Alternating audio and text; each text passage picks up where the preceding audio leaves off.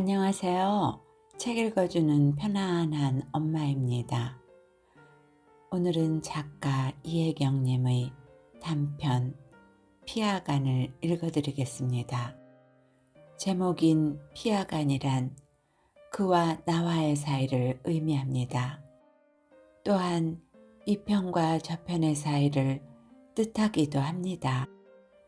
오늘도 좋은 시간 함께 하시기를 바라며 이혜경 지음 피아간. 그래도 오래 고생하시는 것보단 낫다고 생각해야지. 고속도로에 접어들어 차가 속력을 높이자 남편이 침묵을 깬다. 남은 시간이 하루 이틀 뿐이니 가족을 부르라 했다는 의사의 말을 생각하면 맞는 말이었다. 이 즈음엔 경은 또한 더 고생하는 것보단 가시는 게 그나마 한 목숨으로서의 존엄함을 지킬 수 있는 게 아닐까 생각했다. 며칠 동안 내린 비에 씻겨 화창하지는 않으면서도 극명하게 맑은 기운이 느껴지는 풍경을 보면서 어머니의 상여 뒤를 따라가던 10여 년 전의 그 막디 맑은 날을 떠올리기도 했다. 이미 속으로는 아버지를 내려놓았다는 게 정직한 심정일 것이다. 그런데도 남편의 말은 날카로운 고드름처럼 경은의 마음에 꽂힌다. 한치 건너 두치라더니 당신 아버지 어때도 그런 말이 나오겠어? 뾰족하게 튀어나오려는 말을 경은은 혀끝을 동그랗게 말아 가둬버린다. 왜 이렇게 마음에 날이 선 것일까? 팔순을 넘긴 아버지가 쓰러져 뇌출혈 수술을 받은 지 석 달째였다. 지난주 두문불출해야 하는 경운과 달리 차로 2시간 반 거리인 고향의 병원에 자주 들르던 큰언니의 전화를 받았을 때 경은은 기저귀를 개고 있었다. 삶아 말린 빨래 특유의 알싸한 냄새가 갇힌 공기 속에 번졌다. 텔레비전 기상캐스터는 태풍이 남쪽 지방을 지나는 중이고 곧 장마가 시작되리라 예보했다. 신장 기능이 거의 바닥이고 호흡 이상도 오기 시작했대. 앞으로 한두 주 남았다는데 경혜랑 나는 그동안에라도 시간 나는 대로 가보려고. 이따 다시 통화해봐야겠지만 내일쯤 내려갈까 해. 생각할 겨를도 없이 말이 튀어나왔다. 나도 갈래. 갈 수 있겠니? 힘들어도 그래도 계실 때 한 번이라도 더 뵙는 게 낫긴 한데. 그럼 같이 갈래? 큰언니가 반기자 경은은 얼른 뒤로 뺐다. 아니, 난 형편 봐서. 그리고 지금은 기차로 가는 게 더 편할 것 같아.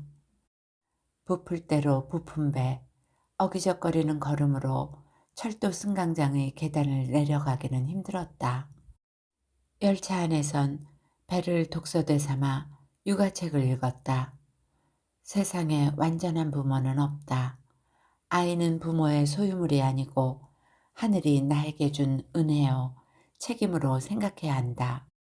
육아책 서문의 문구는 30대 후반에 처음으로 아이 엄마가 되는 경은에게 부적을 지닌 것과 같은 위안을 주었다. 어쩌면 아버지도 당신의 불완전함을 한평생 남몰래 견뎠을지도 모른다는 깨달음이 스멀거려서 경은은 책장을 덮었다. 집을 나설 땐 자박자박 땅을 적시던 빗줄기가 어느새 제법 굵어졌다. 차창에 부딪힌 빗방울은 가는 물방울의 꼬리를 만들며 발발 긴다. 꼬리를 달고 기어가는 생물체 같은 물방울. 30몇 년 전 어느 날 아버지는 어머니와 교합했다. 그날 아버지가 쏟아낸 무수한 정자들 가운데 하나가 난자에다 수정한 생명, 그게 경은이었다. 그처럼 우연히 생겨난 존재가 사람이고 간발의 차이로 엇갈릴 수도 있는 게 부모 자식 간의 인연이다. 다른 정자가 조금만 더 빨랐더라면 경은 아닌 다른 사람이 되어 있었을 것이다. 경은은 발발거리며 이 앞 집사 나는 물방울들처럼 갈피 잡을 수 없는 마음을 간추린다. 이 나이면 남편을 여일 수도 있고 심지어 자식을 앞세울 수도 있는 나이야. 그러니 부모를 여의는 건 그저 누구에게나 일어날 수 있는 일에 지나지 않아. 팔순을 넘긴 아버지가 당신이 오신 곳으로 돌아가려 하는 것뿐이야. 그러자 마음이 서늘하게 가라앉는다. 경은의 묵묵부답을 초조함으로 해석했는지 남편이 속력을 높인다. 100을 조금 넘었던 속도계의 바늘이 110을 거치더니 어느새 120을 훌쩍 넘어설 때 경은은 여행 가방을 꾸리다 받은 시어머니 전화를 떠올린다. 얘기 들었다. 너도 가야지. 가는 게 사람 도리이긴 한데 그래도 내 마음 같아선 기왕 참은 거 더 참았으면 좋겠구나. 정은이 가만히 있자 시어머니는 하는 수 없다는 듯 말했다. 조심조심해서 다녀오너라. 별일 없어야 할 텐데 무슨 일 생기면 바로 연락하고. 예사롭게 넘길 수도 있는 그 말이 마음에 나를 세운 것일까? 네 마음이야 알지만 그럴 것까지 있겠니? 다른 식구들도 많은데. 소도시 종합병원 중환자실은 좁고 길쭉하다. 침상 7개가 출입문을 사이에 두고 나란하다. 침상과 침상 사이의 공간은 밭아서 접의자 하나를 펼쳐놓으면 딱 맞다. 그러다 무슨 일이라도 나면. 당연한 우려인데도 경은은 그 조심스러운 말투에서 몇 달 전을 떠올린다. 첫 아이 임신했을 때 수박이 그렇게 당겼다는 태아의 눈처럼 까만 씨앗이 박힌 수박 속살을 떠올리면 목구멍에서 손이 뻗쳐나올 것 같았는데 제철이 아니라 비싸서 먹을 수 없었다는 큰언니가 어느 날 경은이 집에 왔다. 농수산물 시장에 갔는데 수박이 좋은 게 나왔더라고. 조심하라는 의사의 당부를 환기하며 도통 얼굴을 안 비치는 경은이 궁금했던 모양이었다. 제법 배가 불러 인부티가 나는 경은이 수박을 받으려 하자 큰언니는 손사래를 치고 다용도실로 수박을 가져다 놓았다. 아이고 얼마나 잘난 아기가 나오려고 이렇게 엄마 꼼짝도 못하게 고생시키냐. 어디 이모한테 인사 좀 해봐라. 큰언니가 손을 뻗쳤을 때 경은은 순간적으로 몸을 뒤로 뺐다. 허공에 뜬 손이 무색해 보였다. 미안해 언니. 내가 좀 과민하긴 한가 봐. 경은은 사과했지만 뒤로 젖힌 몸을 움직여 손을 배 위에 얹어보게 해주지는 않았다. 하긴 얘가 원가가 좀 비싼 애니. 네가 말은 안 했어도 시댁에서 어지간히 스트레스 받았나 보다. 조심해서 나쁠 건 없지. 하면서 큰언니는 손을 걷어들였다. 만에 하나 무슨 일이 생기면 여기가 바로 병원인데 이보다 더 안전한 데가 어딨겠어. 염려 말고 언니나 가서 쉬어. 우리 그이 눈 좀 붙이라고 하고. 복도에 놓인 의자나 병원 측의 중환자실 보호자를 위해 마련해 놓은 온돌방에서 토막잠을 자던 보호자들이 간간히 들여다볼 뿐 소도시 외곽의 숲에 지은 병원은 밤이 깊을수록 적막해진다. 그 고요 속에서 밤이면 더 위태로워지는 환자들은 저마다 목숨을 건 싸움을 하고 있지만 겉보기로는 그저 빗돌처럼 고요하다. 아버지 그만 가세요. 한평생 가슴에 맺힌 거 다 풀고 다 내려놓고 그리고 훌훌 떠나세요. 경은은 환자복 앞섭으로 손을 넣어 아버지의 가슴을 쓸며 중얼거린다. 지난주에 왔을 때만 해도 아버지 하고 부르면 눈을 떴는데 이젠 빗장을 지른 듯하다. 다른 환자보다 뽀해서 말끔하던 얼굴은 부풀대로 부풀어 물주머니처럼 볼이 쳐졌다. 목엔 가래 제거를 위해 구멍을 뚫었고 몸엔 오줌을 뽑는 호스며 심전독의 부속품들을 주렁주렁 매달았다. 손등은 시퍼렇게 멍들었고 엉치 등뼈 부위엔 리본 모양의 육창이 생겼다. 설사 의식이 돌아온다 해도 남은 나날은 치욕일 것이다. 경은이 진정으로 바라는 것은 아버지의 회생이 아니라 아버지의 편안한 임종, 평온한 종말이다. 이태 전 경은은 지금처럼 병상을 지키며 아버지의 소생을 간절히 기원했다. 방바닥에 앉으려다가 다리가 풀려 고관절 골절상을 입은 아버지가 경은이 살고 있는 도시에서 1시간 떨어진 도시로 와서 수술을 받았을 때였다. 수술은 깨끗이 끝났는데 그 다음 날 폐기능에 이상이 생겨 사선을 넘나들었다. 마침 남편은 4박 5일 출장 중이었다. 밤 비행기로 떠나는 남편을 보내고 병원에 갔다. 병실 문을 열자 소주 냄새가 떠돌았다. 밤당번이라는 큰오빠가 소주를 마시고 있었다. 다른 오빠들은 조금 전 돌아갔다고 했다. 밤새려면 술기운이라도 있어야지. 경은에게 변명처럼 말한 그는 보조 침대에 누워 드렁드렁 코를 골며 골아떨어졌다. 끊어졌다 이어지는 코 고는 소리에 놀라 아버지는 깜짝깜짝 깨어났다. 잠든 큰아들을 보는 아버지의 눈길이 어찌나 슬프고 그 안에 서린 허망이 어찌나 깊던지 경은은 가슴이 철렁했다. 생에 대한 애착이 남달랐던 아버지에게서 한 번도 본 적 없는 다 내려놓은 이의 눈빛이었다.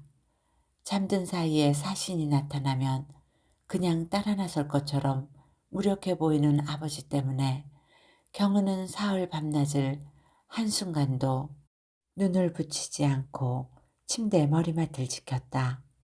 사흘이 지나자 아버지의 눈빛은 체념이 가시고 다시 또랑또랑해졌다. 그러나 이제 경은은 회생을 바라지 않는다. 고관절 수술을 견뎌내고 팔순 생일상을 받은 아버지가 몇술 뜨고 일어나 방을 향하자 그저 사람은 70살까지만 살고 죽는 게 딱 적당한 것 같다. 라고 말하는 큰아들. 교대로 병상을 지키며 수발을 들긴 하지만 의식이 거의 없다는 이유로 아버지의 머리맡에서 장래에 대해 천연덕스럽게 이야기하는 아들들. 출가 전부터 집안 대소사의 발언권이 아예 없어 방관자가 되어버린 딸들. 그 모두에게 아버지의 회생은 예의상 중간에 일어설 수 없어서 몸을 비틀며 본 연극이 막을 내린 뒤 뻑뻑한 뼈마디를 놀리며 서둘러 자리를 벗어나려는 관객들에게 그 극이 단막이 아니라 이막극이고 곧 이막이 시작되니 자리에 앉아 계시라 하는 안내방송처럼 느껴질 것이었다.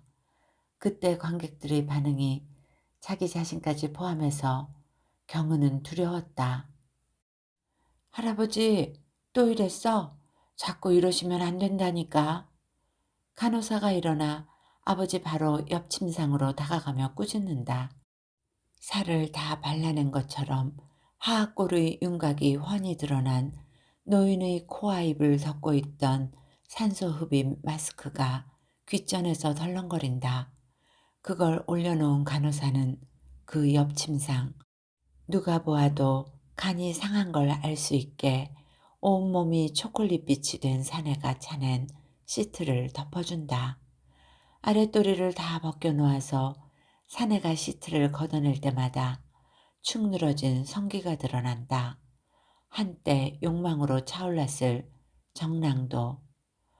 아버지 다 잊고 다 털어버리고 가세요. 이번 생 고단하셨으니 다음엔 편한 집에서 편한 신세로 태어나 편하게 사세요. 가르칠 만큼 가르쳐서 결혼시킨 칠남매, 먹고 살 만큼 일군 재산, 점잖은 집안이라는 세간의 평가로도 채워지지 않은 욕망 때문에 아버지는 행복하지 않았다. 어쩌다 친정에 들른 경은에게 아버지가 당신이 일군 것에 비해 상대적으로 부실한 자식들에 대한 푸념을 서리서리 풀어놓으면 경은은 그걸 받아 돌돌돌 감았다. 아버지 욕심이 지나치신 거예요. 생각해 보세요. 우리 집처럼 순탄한 집이 어딨어요?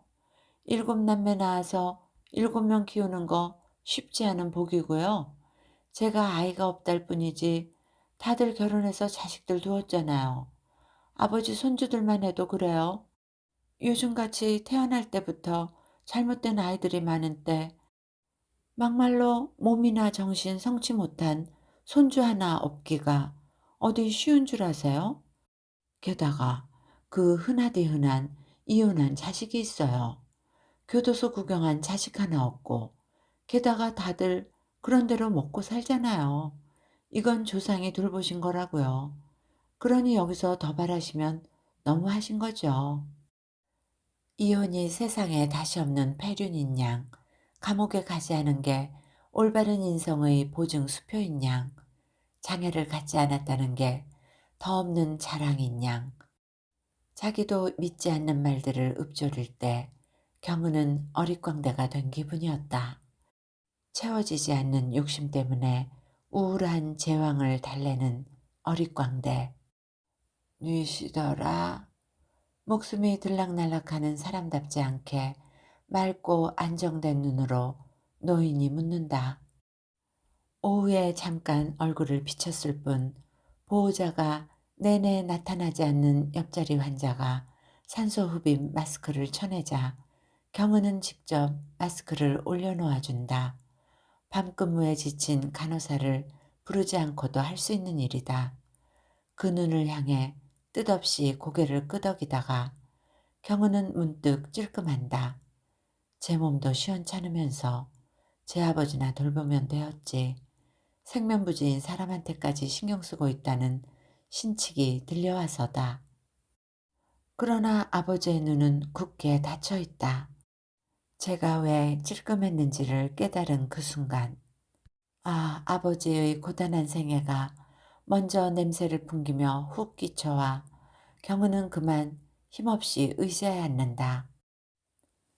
벽면은 작은 스테인리스 문들로 채워져 있다.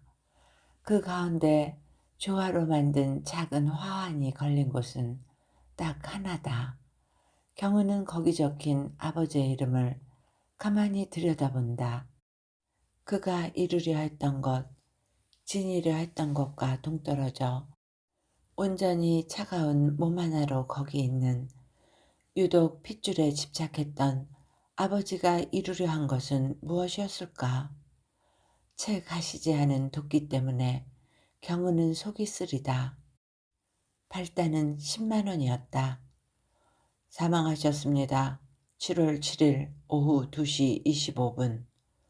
의사가 선고하자 가족들은 공연이 끝나고 한꺼번에 쏟아져 나온 관객들, 마법에 풀려난 성안의 사람들처럼 분주해졌다. 장례식장을 특실로 잡아야 할까, 일반실로 잡아야 할까 논란이 일고, 접대 음식은 얼마짜리를 해야 돈을 덜 쓰면서도 격이 떨어지지 않을지 숙고가 오갔다. 조화를 떠맨 인부들은 어디에 놓을까 묻고 어디서 나타났는지 모를 찬모와 함께 육개장 냄새가 떠돌고 가까운 데 사는 친지들이 하나둘 얼굴을 보였다. 소라는 그 와중에서 일어났다. 장례를 도우러 온 남자 형제의 친구 가운데 하나가 큰언니에게 부탁했다. 누님, 애들 고스톱 치는데 잔돈이 모자라서요. 1,000원짜리로 10만 원만 만들어 주실래요? 어렸을 적부터 집안을 드나들며 낯이 익은 그의 부탁을 큰언니는 상주이자 호상을 맡은 큰오빠에게 전했다. 밤새 많은 사람들이 화투로 칠 잔돈을 상가 쪽에서 준비했다 빌려주는 건 이 지역 초상집에선 흔히 볼 수 있는 일이었다. 그가 말했다. 내가 돈이 어딨냐? 그리고 이따 쳐도 어떻게 그 돈을 돌려받을 줄 알고 빌려주니? 석 달 동안의 병원비가 고스란히 아버지의 얇은 통장에서 빠져나간 걸 아는 큰언니는 그 어이없는 반응에 말이 순하게 나오지 않았다. 아니, 단돈 10만 원도 준비하지 않고 장례 치르는 집이 어딨어요? 그러자 큰오빠가 받았다. 네가 뭔데 나서냐?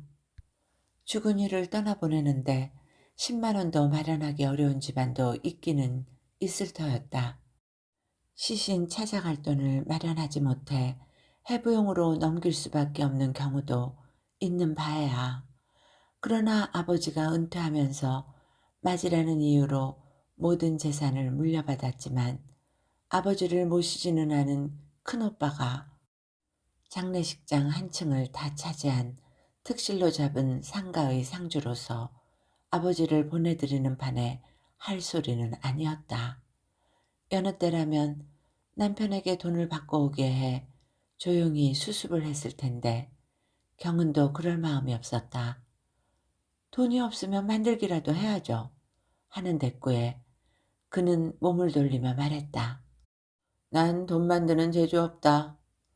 그 순간 경은은 그 자리를 모면하려고 멀어지는 등판을 향해 내뱉었다. 저게 사람이야? 경은의 말에서 뱉은 도끼가 공기 중에 번지더니 경은 자신의 살갗을 쓰리게 했다. 보세요, 아버지. 저게 당신 큰아들이랍니다. 그러나 경은은 그게 망자가 된 아버지를 욕하게 되어버렸다는 걸 깨달았다. 큰아들이 사람이 아니라면 그를 세상에 있게 한 아버지는 뭐가 되겠는가? 그 외침은 실상 큰오빠 자신을 겨눈 것만은 아니었다. 권리는 없고 의무만 분담하던 여동생들에게 네가 뭔데 나서냐란 말을 그토록 떳떳하고 뻔뻔스럽게 하는, 그래도 된다고 생각하도록 만든 그 무엇에 대한 절망이었다. 아버지, 제가 아버지 욕하게 됐네요. 그래도 할 수 없어요.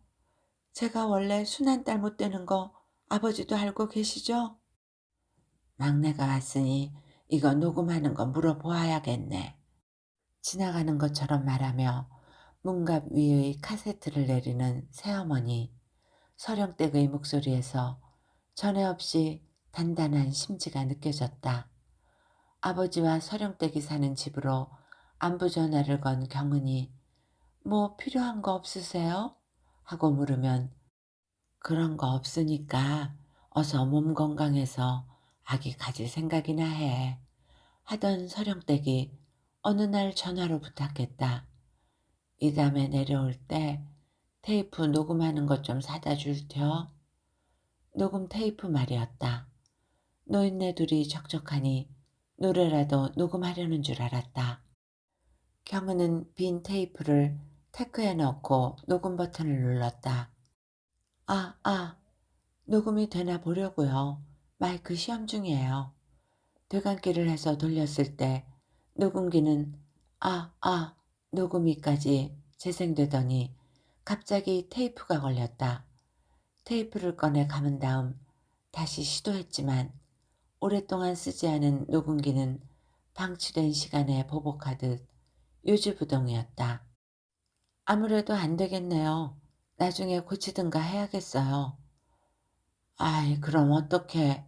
막내 왔을 때 녹음하렸더니 그것도 틀렸네. 서령댁의 목소리에 전에 없던 짜증과 울먹임이 실려서 경은은 속으로 눈을 크게 떴다. 경은이 막내라선지 아니면 무릎이 불편한 서령댁이 집에서 현금으로 받을 수 있게 다달이 우체국에서 붙이는 용돈 때문인지 서령댁은 경은에게 각별한 편이었다. 원래도 순한 사람이었다. 뭘 녹음하실 거였는데요? 경은이 물었다. 아버지가 이 집 명의 변경해 준다는 말만 하고 안 해주고 아버지 돌아가시면 난 갈 곳도 없는데 그래서 막내 왔을 때 그걸 녹음하려고 했는데. 서령댁의 사설을 듣는 순간 온몸의 피가 쑥 가시는 듯 했다. 서령댁은 그러니까 경은 앞에서 아버지에게 유언을 작성하게 하려 한 것이었다. 뭐 그럴 것까지 있겠어요? 자식들이 다 아는 사실인데. 천연한 척 말했지만 경은의 목소리에도 심이 박혔다. 그래도 큰아들은 와도 내게 인사도 안 하고. 그러니 아버지 돌아가시면 다 헛거지. 서령댁이 삐죽거렸다. 아버지가 세상을 뜨면 지금 살고 있는 아파트를 받기로 하고 수발들러 온 서령댁이었다. 경은은 대접을 하느라 어머니라고 불렀지만 아들, 딸이 있는 다른 형제들은 그냥 할머니라고 했고 직접 불러야 할 땐 용케 호칭을 피했다. 서령댁의 장성한 소생들이 어머니의 노후를 염려해서 부추겼을 거라고 경은은 짐작했다. 그럴 수 있는 일이었다. 가만히 있으면 다 알아서 해줄 건데 저희는 공연히 여기저기서 말을 들어가지고 내가 못 움직여서 애들 보고 인감 가져다 명의 변경하라 시켰는데 애들이 안 하는 걸. 고관절 수술 뒤 방 안에서도 지팡이를 짚어야 하는 아버지가 말했다. 그리고 저 한 교장네를 봐도 그렇고.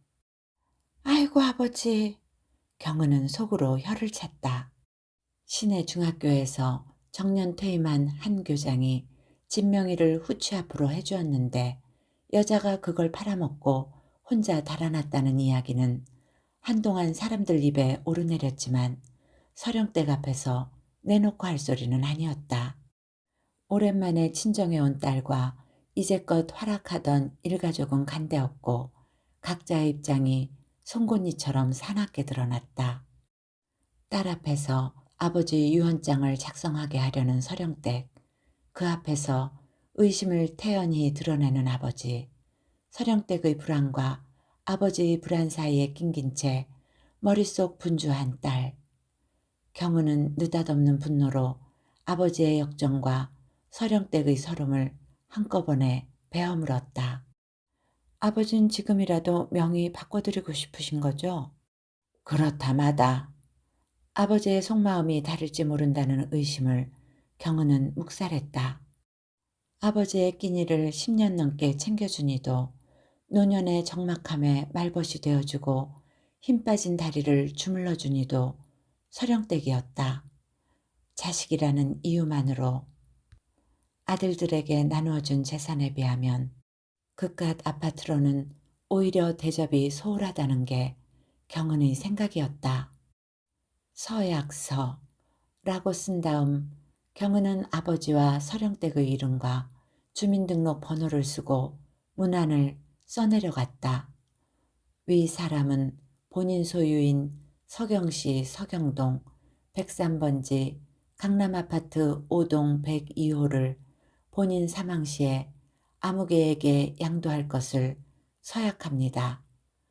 은행에서 자동이체 신청서를 쓸 때도 용지를 서너 장 버려야 할 만큼 서류 작성에 서툰 정은이었다.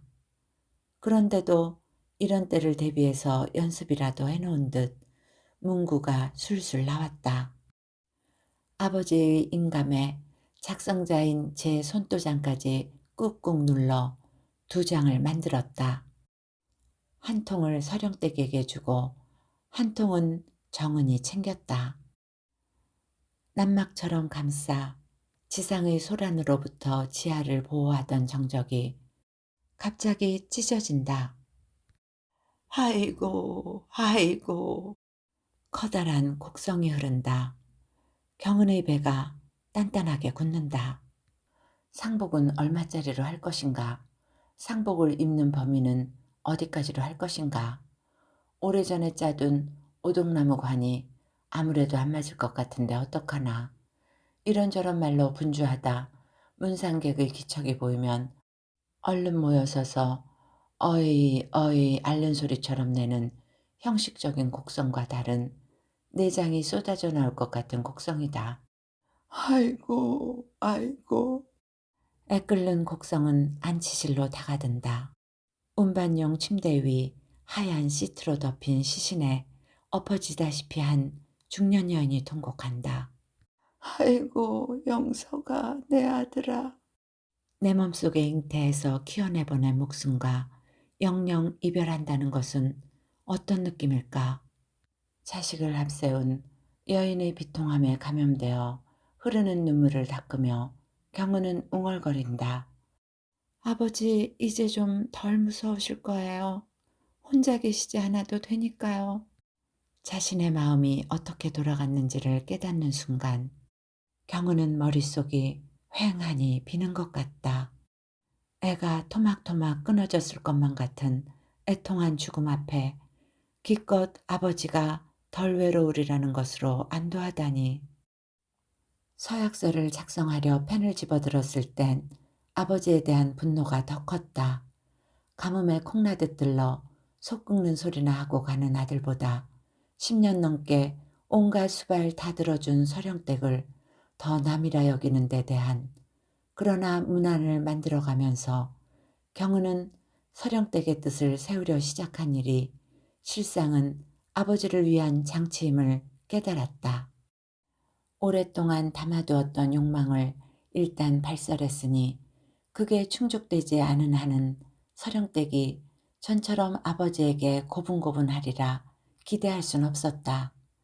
인감이 찍혔다고는 하나 법률적 효력이 있는지 없는지도 모를 종이 한 장에도 표정이 밝아져 감때 사나운 마음을 드러낸 걸 미안해할 만큼 순진한 서령댁에 비해 아버지는 한결 노회한 사람이었다. 어쩌면 경은이 전에 없이 아버지에게 무도하게 구는 것도 기실은 당신 자신을 위한 것임을 짚고 있었을 것이다. 그 뒤로도 그 일에 대해선 한마디도 없었던 걸 보면 혹 아버지가 이 세상을 떠난 뒤에 문제가 생길 경우 그땐 이 집을 서령댁이 지닐 수 있도록 자기 자신이 어떤 일이든 할 거라는 확신도 그때의 경은에겐 위안이 되지 않았다. 그런데 아버지가 만일 그게 당신을 위한 것이기도 했다는 걸 몰랐다면? 경은은 갑작스런 깨달음에 놀란다. 마음의 시커먼 동굴 속에 숨죽이고 웅크렸던 박쥐들이 일제히 날개짓을 하며 소란스럽게 날아오른다. 거꾸로 매달린 채 제 몸을 깔끔히 닦고 난 박쥐가 몸을 비른는다. 박쥐의 몸 한 군데가 클로즈업 된다. 몸의 일부가 힘겹게 벌어지며 젖어서 미끄덩거리는 무언가가 그 사이로 밀려 나온다. 새끼 박쥐의 머리다. 경은은 공연히 아랫배가 뻐근해지는 듯해 힘을 주었다. 산고를 온전히 제 것으로 치를 때 어미 박쥐는 얼마나 외로웠을까. 가슴이 답답해진 경은은 무심코 옆에 놓인 스낵을 집어들다가 아토피를 떠올리며 손을 거두었다. 화면에 눈을 준 채 뒷걸음질로 냉장고에 가서 귤을 몇 개 꺼내왔다. 껍질을 까서 입에 넣으면서도 눈은 화면을 떠나지 못했다. 새끼를 낳은 박쥐는 사냥을 한다. 해지고 30분쯤 지날 때까지는 다들 나가서 밤새워 사냥을 하고 해 뜨기 전에 돌아온다. 동굴에 총총 매달려 어미 없는 밤을 보낸 새끼들은 분주히 어미의 젖을 빤다. 다큐멘터리 제작진은 공동생활을 하는 박쥐가 제 새끼를 찾아내 먹이는 것인지 아니면 공동육아를 하는 것인지 궁금해했다. 그들은 안주래기 박쥐를 대상으로 실험을 했다. 어미 박쥐는 뒤섞인 새끼 박쥐들 틈에서 제가 낳은 새끼를 아주 쉽게 찾아냈다. 다른 새끼가 접근하면 적대감을 보이는 경우도 있다. 그렇구나. 하물며 동물조차 그러는 거였구나. 내 새끼와 남의 새끼를 구분하는, 내 핏줄과 남의 핏줄을 구분하는 것. 그게 목숨이구나. 그러나 정녕 그것밖에 안 되는 걸까? 경은은 리모컨으로 채널을 바꾸며 웅얼거렸다. 의사가 집 밖에도 나가지 말고 안정하라네요. 아이를 가졌다는 소식을 알리면서 경은은 덧붙였다. 결혼한 지 7년 만이었다. 결혼 2주년이 지날 즈음부터 주위에서 받아온 은근하고 노골적인 압력을 모은다면 작은 기관차쯤 움직일 수 있었을 것이다. 설날이면 시아버지는 세뱃돈이 든 봉투를 건네면서 말했다. 너희도 건강하고 올해는 꼭 손주 보게 해다오. 명절날이면 을에 방영되는 가족 소재의 드라마를 보다가 시어머니는 뜬금없이 물었다. 너희 동기간이 며칠 했지? 결혼 전 우리 집이 워낙 손이 귀해서 너희 집 형제 많다는 게 가장 마음에 들더라. 했던 시어머니였다. 경은이 직장 생활을 계속하기 위해 어른들을 속이고 피임을 하는 건 아닌가 하는 의심의 눈길도 날아들었다. 마침내 경은은 한의원을 찾았고 불임 클리닉을 드나들게 되었다. 오늘 오후 4시쯤 날마다 초음파로 난자의 크기를 확인한 의사가 선포하면 그 시간에 섹스를 하기 위해 남편을 호출했다. 몸 안에서 벌어지는 일을 촬영하고 의사가 정해준 시각에 정자와 난자의 수정을 또렷이 자각하며 섹스를 하노라면 제 몸이 아기를 만들고 낳기 위한 기계처럼 느껴졌다. 불임 클리닉에서 자주 얼굴을 익힌 인공수정을 거쳐 시험관하기까지 시도해 보았다는 여자는 경은을 위로하느라 말했다. 그동안 내가 병원에 갖다 바친 돈을 모으면 웬만한 병원 하나 지을 수 있을거려. 병원까지는 안 가더라도 경은도 병실 몇 개쯤 지을 만한 돈을 들였다. 임신을 알림과 동시에 직장을 그만둔 경은은 집안 대소사에 참가하는 것도 면제받았다. 시어머니는 당신 생일 일주일 전에 미리 다짐을 주었다. 공연히 시애미 생일이라고 집 나설 생각은 하지도 마라. 우린 온천이나 갔다 올란다. 언니들은 전화로 물어왔다. 입덧은? 태동은? 뭐 먹고 싶은 거 없냐? 남편은 친지의 방문을 막았다. 이 사람이 워낙 예민해져 있어서요. 하는 일 없이 혼자 시간을 보내야 하는 사람에게 텔레비전은 구원이었다. 드라마, 다큐멘터리, 영화, 채널을 돌려가면서 보았다. 사랑과 이기심의 차이를 단적으로 보여주는 예는 갈릴레아 호수와 사해다. 갈릴레아 호수는 요르단강 상류에서 끊임없이 신선한 물을 받아 그 물을 다시 요르단강 하류에 내놓는데 이 호수 덕분에 많은 물고기와 싱싱한 야채가 자랄 수 있다. 한편 사해는 요르단강에서 물을 받아들이지만 다른 데로 흘러가지 못해 문자 그대로 죽은 바다가 되어 생명체가 살지 못하는 곳이 되었다. 라는 해설을 들으며 지명들을 외우려 애쓰기도 했다. 아이가 조금 자라면 이런 이야기에 빗대어 교훈을 전해야 할 것이다. 집안에 갇혀 지내자 심해에 갇힌 듯 했다. 숨은 안가슴에 걸릴 뿐 그 이상 깊이 들이쉬어지지 않았다. 전화벨이 울리면 화들짝 놀랐다. 심해에 있다가 바깥으로 나올 때 생기는 잠수병을 두려워하듯 외출을 삼갔다. 먼 별에서 자기에게 오는 한 목숨을 떠올려도 그 아이의 고물거리는 몸짓과 잠결에 배시시 웃는 미소를 떠올려도 마음속 스멀거리는 두려움은 가시지 않았다. 양막 속에 든 아이의 씨앗 같은 눈과 낙태 반대 운동의 상징이었던 태아의 앙증맞은 발이 떠오를 때면 까닭 없이 눈물이 났다. 가벼운 우울증 같았다. 이봐요, 김 여사. 염려 마. 당신이 좋은 마누라인지는 조금 의심의 여지가 있지만 최소한 좋은 엄마가 될 거라는 것만은 자신 있게 보증할 수 있어. 남편은 그깟 두려움은 별거 아니라는 듯 호기롭게 말했다. 그의 장담이 결혼 전 어느 주말의 기억에 근거하고 있다는 걸 경은은 짐작할 수 있었다. 어느 토요일 경은은 그를 데리고 근교로 갔다. 경은이 2주일에 한 번씩 들르던 장애아 보호시설이었다. 아이들과 놀아주고 주부 자원봉사자들이 세탁기로 빨아 볕에 말려놓은 기저귀를 개고 경은과 다른 봉사자들이 하는 일은 단순했다. 욕심 사나운 지혜가 경은을 독점하려 들었다. 낯선 사람인 남편의 무릎에 찰싹 올라앉아 남편의 얼굴을 작은 손으로 토닥이는 애도 있었다. 장애 때문에 부모에게 버려진 아이들은 낯가리기엔 정에 너무 줄여 있었다. 초점이 맞지 않는 눈, 어치렁거리며 걷는 아이들 틈에서 그는 어쩔 바를 몰라 했지만 그래도 안긴 아이의 등을 쓸어주었다. 순하지만 고집스러운 재민이는 경은의 등에 살며시 몸을 기댔고 대개 뒷전으로 처지던 테레사는 경은의 무릎에 앉은 지혜의 눈을 피해 다른 쪽을 보는 척하면서 살그머니 제 발을 뻗쳐 경은의 허벅지 바깥쪽에 발바닥을 댔다.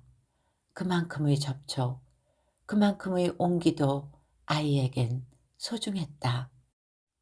목을 감고 대롱대롱 매달리는 아이들을 떼어놓고 타박타박 걸어 나오는 봄날, 야산 어귀엔 조팝나무가 축복처럼 하얀 꽃을 피워내고 있었다.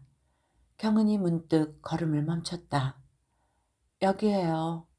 여기가 향기가 가장 짙은 곳이에요. 야산이 들길과 만나는 지점. 그곳에만 이르면 무슨 세례라도 주는 듯 맑은 향기가 끼쳐왔다. 우리 나중에 아이 낳아 키우고 나면 시간 날 때마다 이런 아이들 돌보러 다니는 것도 좋겠다. 그렇지? 꽃향기를 깊이 들이마신 뒤 그가 보인 감동은 혹시라도 손 벌릴까 봐 가난한 친척과 상종하지 않는 부유한 이가 텔레비전 방송의 자선 프로그램을 보면서 충동적으로 건 ARS 전화 한 통이나 다름없다는 걸 경은은 알고 있었다. 그런데도 낯선 아이들 틈에서 무리 없이 섞이던 그의 여혼 때문인지 그 순간에는 그 말에 담긴 진심을 믿고 싶었다. 그가 감동하기를 바란 것은 아니었다. 다만 경은이 어디에 머리 두고 살아가는지 그에게 미리 짐작할 수 있게 해줘야 한다는 생각이었다. 내 가족, 내 핏줄이라는 테두리 안에서만 안주하는 성품이 못 된다는 것을 그가 알아차리기 바랐다. 결혼해서 가족을 이루는 일도 게다가 구색 맞추듯 아이까지 꼭 낳아야 한다는 생각도 거부하며 30대에 접어든 경우는 그의 동행에 대한 답례로 조팝나무 향기를 선물하면서 비로소 그와의 결혼을 현실로 받아들였다. 뻑꾹 뻑꾹 밤의 들녘에 번지는 뻐꾸기 울음소리는 밑질긴 울음끝의 흐느낌 같다. 모텔은 길에서 조금 들어간 곳, 사람 키 높이의 나무들이 둘러싼 7층짜리 건물이다. 모텔 처마의 불빛 아래 경은의 상복은 희푸르게 빛난다. 언니 오빠들이 애인이 있어서 러브호텔을 드나들었을 리는 없고 이참에 구경하시는 거죠 뭐. 모텔 입구에서의 어색함을 그런 말로 뭉치며 들어가 보니 실내는 뜻밖의 깨끗하다.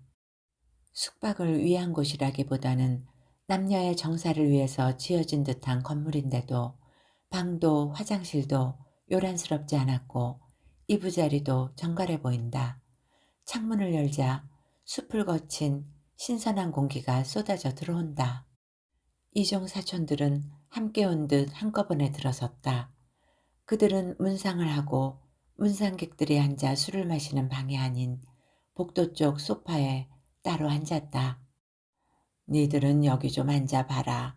초상이야 돌아가신 분과 대면대면한 남들이 치러주는 거고 상제들은 슬퍼서 죽을 것 같으니까 그렇다고 따라 죽을 수는 없으니까 하는 수 없이 가만히 앉아 있는 거다. 눈두덩이 소복해진 경은네 자매들을 붙잡아 앉힌 이종 오빠는 친척들 이야기로 슬쩍슬쩍 웃겨 조금 남은 눈물마저 보송보송 말려놓더니 정색을 하고 나무랐다. 아무리 이모부가 편히 돌아가셔서 잘 되었다 생각해도 그렇지. 니들은 상제들이 그렇게 웃어서 쓰겠니? 웃음이 나와도 배에 힘 꾹 주고 참았다. 화장실에서 혼자 있을 때나 웃어야지. 입에서 나오는 말과 달리 순하게 쌍꺼풀 진 눈에는 웃음기가 대롱거렸다. 대개 환갑이 멀지 않은 그들은 젊은 날 한때 탕난하듯 경은네 집에 맡겨졌다. 외가 쪽은 입이라도 덜어야 할 만큼 군색했고 경은네 집은 언제라도 일손이 필요한 집이었다. 이종 오빠들은 상점 일을 거들고 이종 언니들은 부엌 일을 거들었다. 한 오빠가 몇 달 머물다 가면 그보다 조금 나이 적은 오빠가 다시 그 자리를 채워 몇 년 일하는 시기였다. 굳은 떡처럼 어딘지 모르게 박한대가 있는 친가 쪽에 비해 정이 많은 외갓집 사람들은 또 그만큼 가난했다. 사회생활을 하면서 경우는 때때로 이종 사촌들을 떠올렸다. 아버지는 남을 노골적으로 핍박할 만큼 모질지는 않았지만 가족에게든 남에게든 너그러운 편이 아니었다. 징용으로 떠나간 남편을 기다리며 평생 홀로 산 둘째 이모는 경은네 집에 일이 있을 때면 와서 머물며 어머니를 돕곤 했는데 경은의 기억이 닿지 않는 오래전 아버지는 이모가 오면 엄마에게 더 못되게 굴었다고 했다. 잘 사는 친척 집에서 더부살이 해야 했던 그들의 마음이 어땠을지 아버지나 집이 어떤 무늬로 남아있을지 생각하면 문득 마음 한끝이 삭는 것 같았다. 장례식장에서 밤샘하고 다음날 발인을 보고 가겠다는 그들을 경은이 굳이 나서서 근처의 모텔로 모신 것은 나이 때문이 아니라 그 마음 때문이었다. 결혼 전 경은은 어머니의 장례식에 참석하고 돌아간 이모에게서 전화를 받았다. 이모는 미혼인 경은에게 이미 한 부류야 어쩔 수 없지만 어서 짝을 찾아서 아버지 돌아가실 때 마음 아프지 않게 해라 하고 당부하더니 아버지를 바꿔달라고 했다. 아버지를? 이모가 아버지를 찾는 게 뜻밖이었다. 이모에게 아버지는 편한 제부가 아니었다. 전화를 받은 아버지의 표정이 어색하고 침통했다. 예, 예. 아버지는 짧은 대답을 거듭했다. 이모가 뭘 하셔요? 경은이 묻자 아버지는 손으로 얼굴 한번 쓸고 대답했다. 네 이모가 우리 동생 아플 때 잘해줘서 고맙다고 나한테 인사하더구나. 네 이모가 참 양반은 양반인데. 이모가 오면 아무것도 아닌 걸 트집 잡아 엄마를 때렸다는 아버지. 오랜만에 동생을 만나러 왔다가 그걸 목격해야 했던 못 살아서 더 서러웠을 이모는 그 기억들을 어떻게 다 사귄 걸까? 남자는 해, 여자는 달. 그래서 1월이라는 글자 모양을 따라 남자는 왼편, 여자는 오른편에 묘를 쓴다. 막상 어머니의 묘 왼편을 파보니 흙빛깔이 안 좋아 아버지의 광중은 오른편으로 옮겼다. 직원의 설명을 들은 초등학교 조카가 묻는다. 그런데 고모, 해와 달이 바뀌면 어떻게 되는 거야? 유난히 할아버지를 빼어 닮아서 올케가 임신 중에 시아버지를 어지간히 미워했나 보다라는 놀림을 받게 한 조카다. 후손들의 발복을 위해 경은이 어릴 적부터 직원과 함께 전국을 돌아다닌 아버지가 마침내 찾아낸 명당은 살고 있는 곳에서 차로 30분밖에 안 걸리는 가까운 곳이었다. 무슨 일이 벌어질까? 혹시 남자와 여자 자리가 바뀌었으니까 여자들이 더 힘이 세지는 건 아닐까? 에이, 그럴 리가? 내가 그렇게 어린애인 줄 알아? 하는 눈으로 삐죽거리는 조카가 귀여워 속으로 웃음이 치미는데 진동이 온다. 치마를 들추고 그 안에 입은 바지 호주머니에서 꺼내던 휴대폰이 그만 미끄러진다. 몸을 구부려 휴대폰을 집어들면서 경은은 아차 싶어진다. 무릎을 이렇게 날렵하게 접는 게 아닌데. 다행히 식구들은 막 시작된 달구질에 신경이 팔려 있다. 경우는 달구질 소리가 들어가지 않도록 숲 쪽으로 다가든다. 여보세요? 김경은 씨, 여기 마리아 이병헌이에요. 축하드려요. 아가가 왔어요. 땅을 다지던 달구떼가 가슴을 지른 것만 같다. 경은은 문득 뒤를 돌아본다. 어머니의 봉분 곁에서 달구질에 한창인 사람들이며 그 옆에서 그걸 지켜보는 상제들의 하얀 옷이 한꺼번에 뒤쪽으로 물러나는 듯하다. 듣고 계세요? 건강하고 아주 예쁜 아가예요. 어렵사리 임신하고도 임신 초기에 번번이 유산하는 게 경은의 약한 자궁뿐 아니라 남편의 유전자 결함에도 원인이 있다는 진단이 난 뒤에야 남편은 입양에 동의했다. 몇 년 전 경은이 해외에 입양된 아이들이 성장해 돌아와 엄마를 찾는다는 텔레비전 방송을 보면서 입양 이야기를 꺼냈을 땐 달랐다. 어떤 놈 씨인 줄도 모르는데 나중에 생모가 나타나면 어쩌려고. 남편은 팔짝 뛰었다. 나랑 다시 안 볼 생각이라면 그렇게 해라. 경은의 아버지는 아예 의절을 선언했다. 그 이야기를 전해 들은 언니들도 그에 못지 않았다. 네가 속 썩으며 살 게 뻔한데 그 꼴을 어떻게 보겠냐? 아기가 없다는 이유로 취기가 있거나 한 날엔 이따금 남편을 우리 아들로 부르는 시어른들 앞에선 말조차 꺼낼 수가 없었다. 입양을 결정하고 난 뒤에 남편은 난 딸이었으면 좋겠어. 여자들은 딸이 있으면 한다잖아. 아내를 다시 없이 배려하는 사람처럼 말했다. 경은이 시부모의 기대를 환기시키자 그제야 남편의 속마음이 드러났다. 딸이면 키워서 시집 보내면 끝이잖아. 경은 또한 그 말에 반박할 수 없었다. 우선 부모가 건강하고 기왕이면 고학력자였으면 좋겠고 가능하면 좋은 가정에서 자란 사람이었으면 좋겠군요. 입양을 위한 면접에서 모범 답안을 외워온 사람처럼 술술 말하는 남편이 낯설었다. 험한 일 겪은 게 아니라 서로 사랑해서 생겨난 아기였으면 좋겠어요. 사랑의 지수남을 믿는 사춘기 소녀처럼 조신한 표정으로 경은이 드러낸 바람도 속을 뒤집어 보면 남편의 이기심과 다를 바 없었다. 남편은 경은이 마음에 두고 있지만 차마 꺼내지 못하는 바람을 대신 말해준 것뿐이었다. 저희 지금 지방이거든요. 친정아버지가 돌아가셔서 며칠 더 있다가 돌아가게 될 건데. 그러셨군요. 이래저래 마음 쓰실 일 많겠어요. 여기 일은 걱정 마시고 오시는 대로 연락 주세요. 아이가 참 예뻐요. 아기들이 양부모 생김새 닮아가는 걸 보면 저희도 신기하다니까요. 가정 방문과 부모 교육을 거치며 낯을 익히는 동안 입양기관의 사회복지사는 말했다. 아기를 보내는 입장에서는 공개 입양을 권하고 싶죠. 물론 주위의 반응이 아이에게 상처를 줄까봐 그러지 못하는 분들도 많지만 아이의 정체성이나 알 권리를 생각하면 그게 낫죠. 거짓 임신 기간 동안 우주 어딘가를 떠돌다 10달 동안 감싸였던 자궁을 떠나 아기의 몸으로 자기에게 올 영혼을 생각하면 형체 막연한 슬픔이 촘촘한 밀도로 경은을 감아들었다. 슬픔은 어느 결에 경은의 살갗으로 스며들어 심장을 조였다. 어떻게도 해석이 가능한 태몽을 지어내며 축하 인사를 받으며 위장용 복대를 두르며 경은은 중얼거렸다. 아가야 미안하다.